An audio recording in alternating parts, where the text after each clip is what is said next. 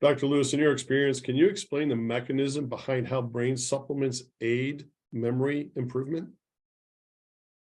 I think it's difficult to link exactly how this all works because there's so much, as you know, there's so much about the brain or the mind that we don't even know, right? I mean, the brain, despite of the fact that the brain, we are what we are is our brain, but so much more research has been spent on the heart, on the liver, on the kidneys, all this other infectious diseases, all these other areas of research have been studied so much more prevalently than the brain has. So it's kind of difficult to answer that question. I mean, again, going back to your first question about what do you need to have your brain function properly?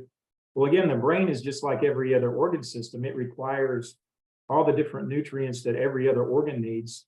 But how that exactly links to cognition is actually a very, I don't know if mysterious is the right word, but it's certainly not completely clear in terms of when we provide our body with the right materials to function properly. There's something about our spark of life or our inherent intelligence that allows the body to basically function properly, heal itself if there is damage, and then work the way we're supposed to work the way Mother Nature or whatever you believe in created us, that allows us to be us and do what we do. So it's kind of difficult to answer that question. It's not really that straightforward. In other words, compared to say, I'm thinking of something like, that would lower your glucose, maybe something like, what's a good example?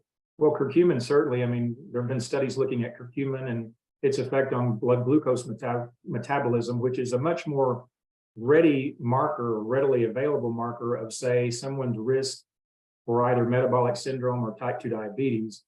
For the brain, we don't really have something like that. That you have to make the link between nutritional status and then cognitive function. But again, measuring cognitive function is not like drawing your blood and then saying, okay, well, it's this.